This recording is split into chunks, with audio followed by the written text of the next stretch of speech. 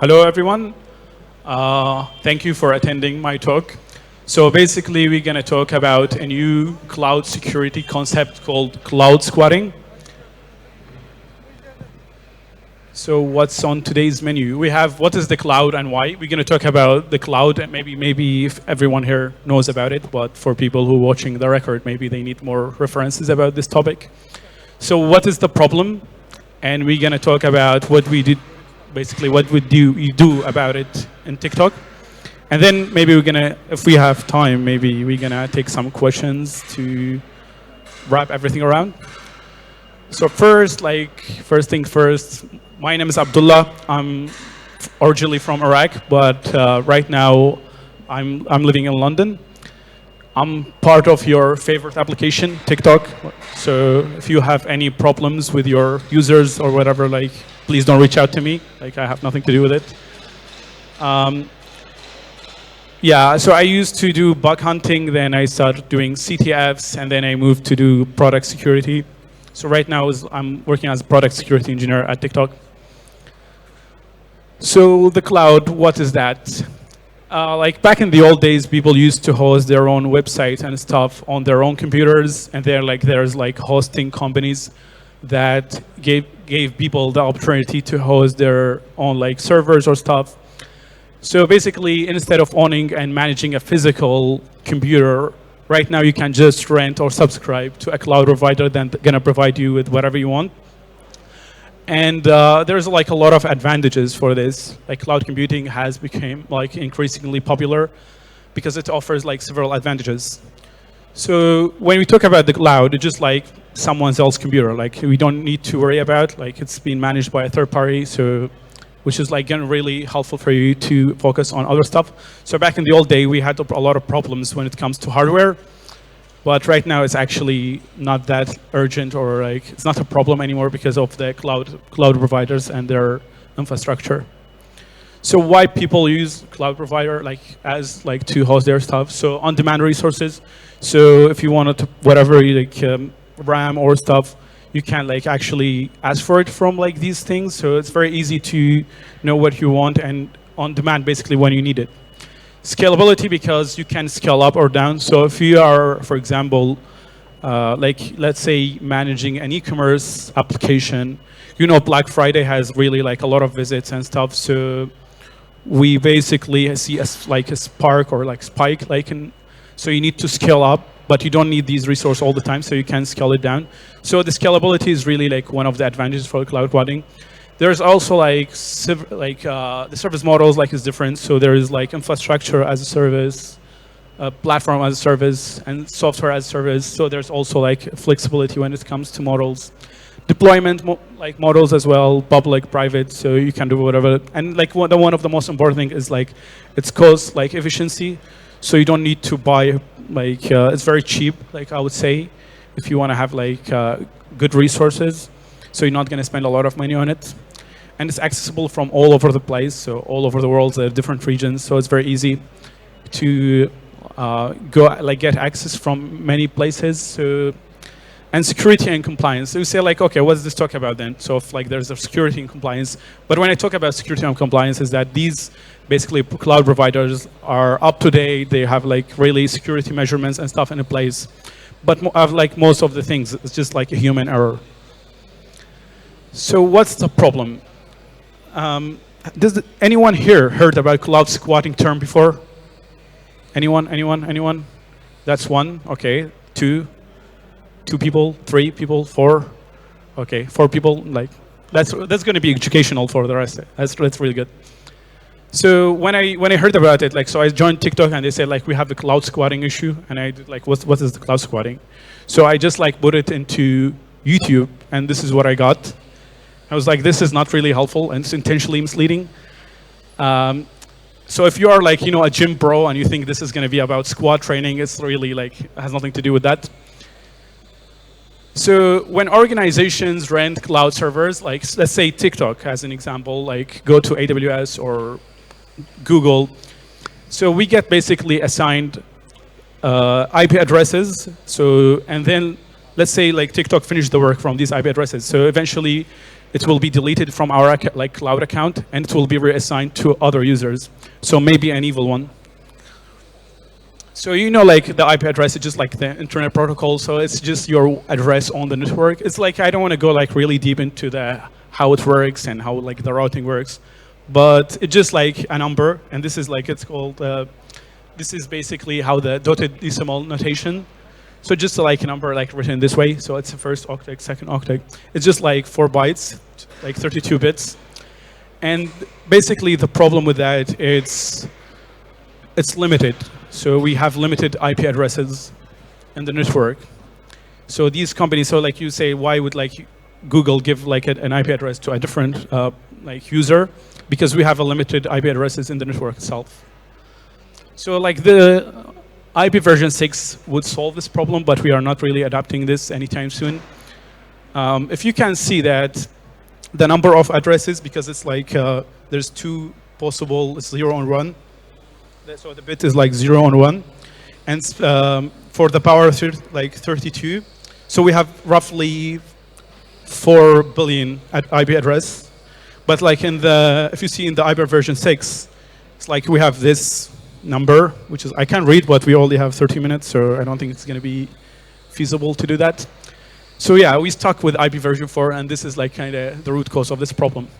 Let's come to the DNS. So with the DNS, you just like, it's a way to map like domains to IP addresses. So basically, instead of you remember this IP address to access TikTok or Google, you're going to just remember this, which is much easier for a human to remember names instead of numbers. So there's different type of records. We're gonna talk about a record here, but like actually it could cover also like different stuff, but due to time limitation, so we're gonna talk about this one because it's actually the major problem that we are facing. So like when you, just like roughly how the DNS works, so you go to the DNS server asking what is the IP address for example.com. So it will returns the IP address, and then your browser will send the request to this IP address to get the whatever like resources they ask for. So yeah, that's how basically the workflow of it. So right now, let's talk about the examples and what is the real issue like that we are facing at TikTok. So let's say we went to a cloud provider, we asked them to give them this IP address. Like let's say we registered an EC2 at Amazon, so we got this IP address.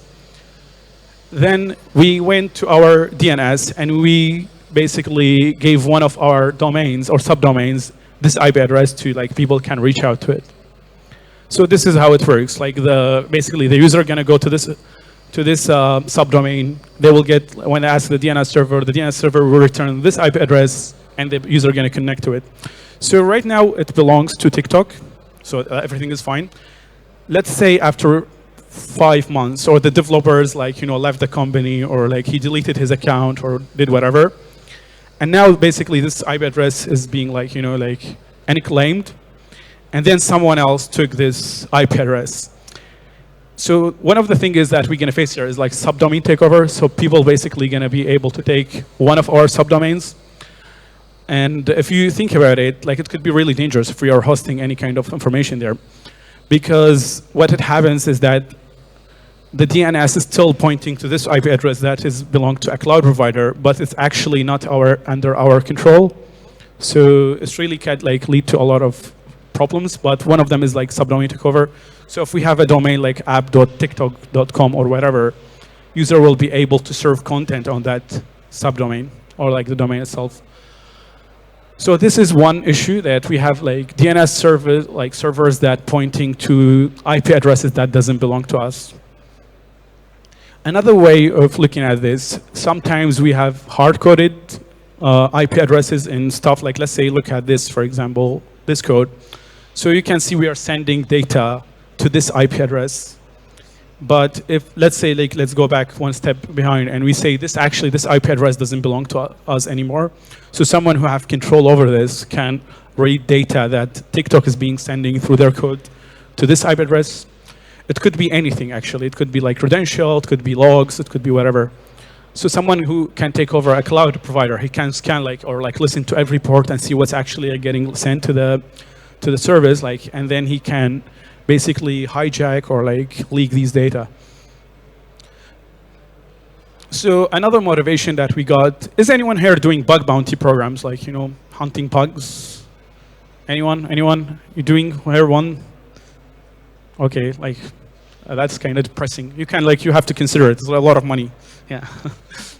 So one of the motivation that we got through bug hunting is that we started getting reports through HackerOne about people were able to take like subdomain takeover for one of our like something TikTok V or TikTokV.com and .com. Yeah, basically both of them actually belongs to us. So people were able to do that just because we forget about an IP address. Like we deleted this IP address from our like AWS account or whatever, and we're still pointing at it in the DNS. So we said actually we're getting quite a few reports about this. So let's actually take it further and we see like trying to find the root cause of this. So here's another extension for this problem. We got also reports about people who are taking like S3 buckets as well. So just to give you a roughly like explanation about how this works. So let's say blog.example.com is also pointing like for DNS. It has a CNAME record. We talked about this records before. So this the CNAME record is just a record points to another record.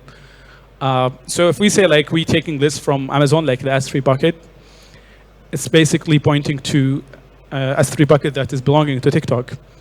But after a while, we also deleted this bucket because let's say we had a campaign, and then we just said, you know what, the campaign is over. So the developers say, yeah, okay, the campaign is over. We don't need this bucket anymore. So they delete this bucket from our account, but we're still pointing at it in our DNS server. It's also going to be a problem because someone can take over the bucket and start serving content on that domain, basically. So what did we do about it? That's the whole thing. Now to the exciting part. So we said actually let's start to make a to-do list and see so it can lead us further about how we're going to solve these issues. So we want these things. First, our domains. So we need to collect all the domains that we have at TikTok. TikTok is a big company, and if you look, it's just a product for ByteDance, which has more than 100,000 employees, maybe. So it's there's a lot of stuff going on. And we also need our IP addresses that belong to a cloud provider. So we need to know actually what of these domains actually pointing to a cloud provider IP address. Not just the domains itself, but we also need to know the IP addresses because it could be hard-coded in our code base as well. And the cloud provider's IP ranges, which actually we need to know what range actually, what IP addresses belong to the cloud provider. And also for the extension part, we need to know every third-party services that is vulnerable to this kind of attack. I showed the S3 bucket from Amazon, but it's a huge list of other services. So our domains is too many to count. It's 100 or maybe tens of thousands of domains. So it's really very hard to nail it down to a number. And we basically tried to find where's all these data belong. So our DNS record was kind of the savior for this problem. We have a centralized system called Desco that we save all the records that we have. But we found out that we have actually an exception because we found out that we have domains or basically domains or subdomains in the code base that we couldn't find it in the DNS records because, as we just said, sometimes people, because TikTok is an international company, so people from maybe the US or China or Singapore create their own thing, and then they put it in the code base as a link, and then they remove it after a while. So we can never actually have it in our DNS record, but it's still it's still in the code base. So we have to get an API access to our DNS record, and we had to go do crawling on the code base. So let's say we finished from our domains. We need also our IP addresses that belong to our cloud providers. So we have after looking through the company, it turns out we have two systems that do this kind of thing. One of them called Alto. It's an internal tool for ByteDance, which is the company that owns TikTok. And the other one is a third-party service that we are using for visibility and security checks for our cloud assets. So the thing is, we basically cover these things. So Alto is actually using the API of each cloud provider to pull the data that we are using by these providers. So just like to regularly get updates, maybe every 24 hours, to check if we added or deleted any cloud assets. And also, like for the third-party service that we are using, it actually covers a few cloud providers, so it doesn't cover everything. But still, like it has like data that Alto doesn't have, for whatever reason. Because I just said we are like a multinational company, so maybe we have like team in other country using like different accounts or different stuff. So this is cover like a few of them. Oh, so what's the problem that we face during this? So there's also redundancy like with the data, because we are pulling from two sources, like our internal source and the external source. So we find actually a lot of the data actually matching. So we had to data deduplication, so to remove all the duplication. It takes a while for a huge amount of data as well. And there's like differences between the format from these two sources. So there's like sources that include different properties that you could need like from, and the other one doesn't. So we have to actually do like kind of way to unify the data output that we want. This also took us a while to do it, especially when I'm talking about the huge data sets. So we covered like all these things. The third thing is like the cloud providers' IP ranges. So luckily we found that cloud providers actually already giving these networks or stuff. So you can say actually these are the IP ranges that we're having. So the IP version 4 prefixes for the service that they are. So basically you can know this IP address could belong here. For like prefixes for every cloud provider, there's a lot of them. And they have different, some like for too many, I couldn't even find a way to calculate the real number. But for AWS, there's like 737 IP version. For GCP, there's like 652. So you can see like the AWS is the most major one that we are using. For Alibaba, it's like basically it's kind of region-based, because Alibaba is for the stuff in China, Yandex for Eastern Europe, and maybe Azure and the others for the rest of the world. So, and also like, yeah, if you want to know like if this IP belongs to this or not, so you can just like do this. It's just a snippet of code. I found it on Stack Overflow. So if everyone like find an issue here, please don't come at me. So you just need to calculate the first IP address and the last IP address, and you see if the IP address fall in this range.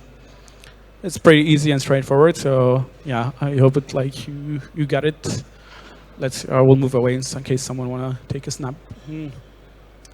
Also, we have problems with this that we faced. There's no formal format for these IP ranges. So a few cloud providers are actually giving a JSON file that covers them, but it's like different format. And also a few of them doesn't have any. I think basically you have to find it out by yourself. So you can find an HTML page that mentioned this, or I don't know, like another service, or you have to do it like by manually. So it's not actually straightforward to, especially when you use multiple cloud providers, and less well-known one as well. Up to date, because they are getting updated regularly, so they may add or remove stuff. I would say add most of the time, so you have to keep up to date so with these data. And not all providers have JSON. Yeah, I just like mentioned that. So sometimes you have to do it yourself.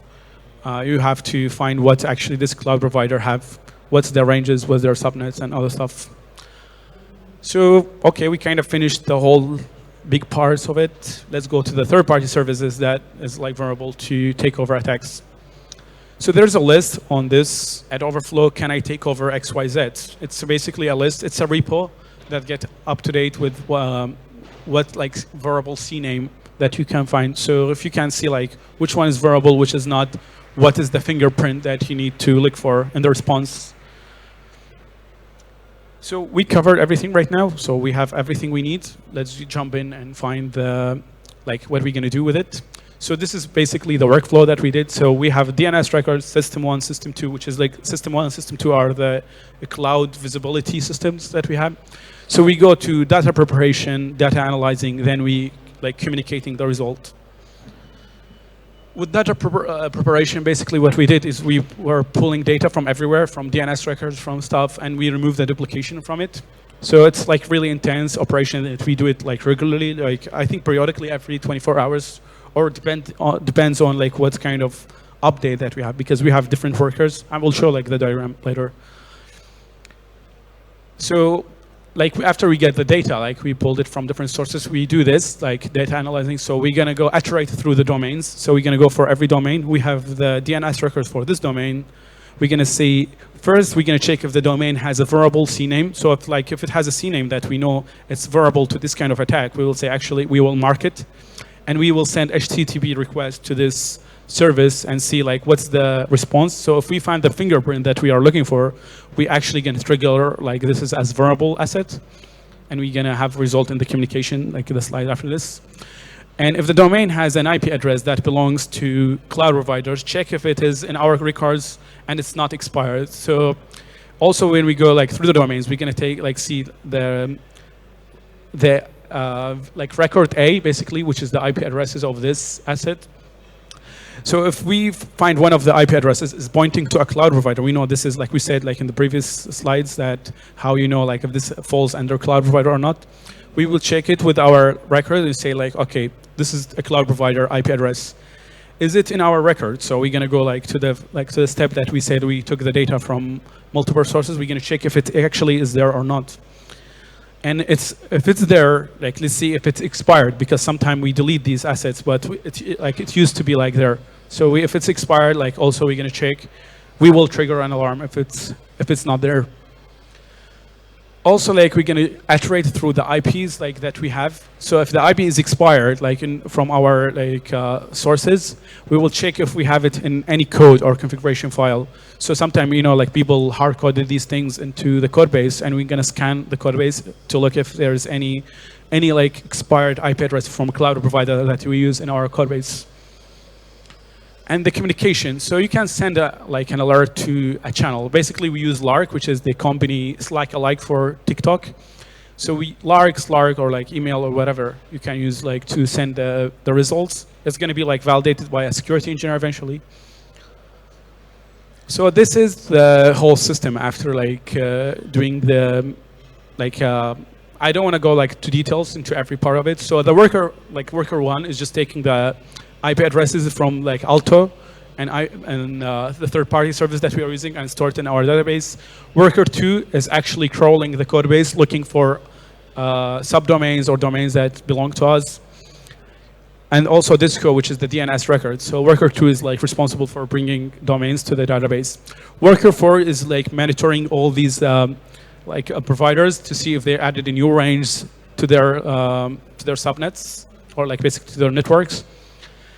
For worker 3, it's like the one responsible for delivering the results. So after we find actually there's something here. So we want to know about it, even if it's, let's say it still belongs to TikTok, but we actually don't have it in our log, don't have it in our firewall. We need to know about it eventually. And for API, it's just like an interface for the internal application to communicate with this system. So how I would build that from, like we say, like I have these records, so it's much easier for me. It's a white box approach, but how I would do it from the other side. So you can like do it from your domain management. If you're like managing a website, you can have basically, like let's say it's like a company, you can have go from the domain management to get all the domains that you have. Other people would brute force it, like they're just trying to find, that's what I would do if I was doing bug hunting. So I would like brute force everything and try to keep record of these domains. I will also check them for like CNAME takeover with tools. There's a lot of tools to do that, like checking the fingerprint. And also I will check if there's an IP address is not alive. So if I know like this IP address is belonging to a cloud provider and the domain is pointing at it, like the subdomain or domain is pointing at this IP address and it's not alive, it's most likely that you can take over this. You can automate this, but I do want to go through this case because maybe it's going to be a problem with AWS and other companies as well. So you have to automate all this process, and you can find a lot of results eventually. So if you are like doing bug hunting, please do this and let me know about the results. So for the references, is we have these are the ones that I read when I joined the company. So I just want to give them more credit. Let's go back to them. I will like share the slides as well. So if people wanna, and you can like also know what about the title. So these research are really helped me to do this presentation. Thank them. Okay, now to the good part. So we are hiring in US, UK, and Australia. So if you are interested to work with TikTok, please let me know. You can send me a message or like, you know, I will be hanging around. I'm usually a nice person, so you just come to me directly and talk to me. It's fine. And if you want to ask me what we are doing or like you are interested in the team, just let me know as well. And now questions. Yes, we do have time for like 2 short ones. So yep. Mike's coming to you from your right. Hello. Hello. Can you hear me? Hi. Thanks for the presentation. What I wanted to ask about particularly about the code base issue, because this presentation focuses mostly on well, either CNAMEs or IP addresses that have been hijacked after the organization stopped using them. But this happened before with code bases where you can have first with GitHub repositories where a company retires or renames a GitHub repository, but there are still projects out there that reference or try to download artifacts or binaries from that repository, and then someone comes along and takes over that repository.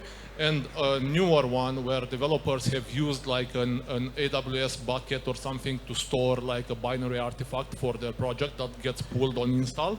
And then other organizations use that component, can be an NPM module or NuGet or whatever, but then an attacker comes and registers that old AWS bucket because the developer closed it in the meantime, and then all of those installations start pulling a malicious binary or something like that.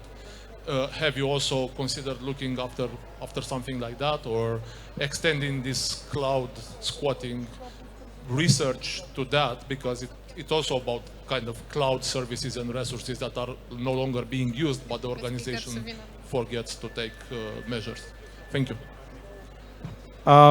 It's a good question. Yeah, I would say it's still a new concept because when I said like cloud squatting, you know, like not a lot of people actually raise their hands, so it's still a new thing. And we just want to give it more lights, like the spotlight for a while. So that's like my presentation was aiming for this. I think there is like, yeah, a lot of movement going about these things, but this is the thing that we're most concerned about at the moment. So the things that I'm sharing here, or like I shared here, basically are the things that we focused on at the moment because we have like reports, we have like issues that happening with them. It could be extended to more stuff actually. Like I think there is more room for improvement. Like you can like actually, that's a good like opportunity for someone to take over this concept and try to develop it and introduce it to more services, I would say. Right now, yeah, I don't think we have like a DNS issue that we're gonna try to cover and add it to the cloud squatting thing. But for other service, I'm not sure, like to be honest, if there's gonna be any time. But it could be like, yeah, why not? Like it's a good idea.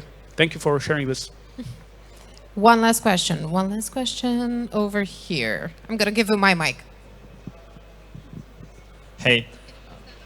Sure. I was just wondering why we even care about IPs no longer belonging to us in the first place, right? I mean, why would you write application logic which tries to reach a service via its IP in the first place? Okay, that's a good question. So for the first thing, it's like we should like worry about the DNS itself. So when you're talking about like the IP address, it's a bad practice. Yeah, we know about it, but we talk about the DNS like most of the time because this is a problem that people, like we use domains and we pointed to these IP addresses. So that's the biggest issue that we are facing right now. For the code base, it's really still a small amount of things. And I don't think like we have like basically conventions and practices, like, you know, when you get like when you start like doing onboarding, we prevent this kind of, you know, behavior. But maybe it's a historical code, it's maybe used by someone else, or like maybe a contractor or like a consultant put it. So we can just to make sure like we're covering this case. But I would say the first case is the DNS problem is our biggest concern, and it's our like biggest, I would say, it's the most occurrent one. Like the others, I don't think like we find these much results out of it, but the first one is really the thing that we find that yields the most results, I would say.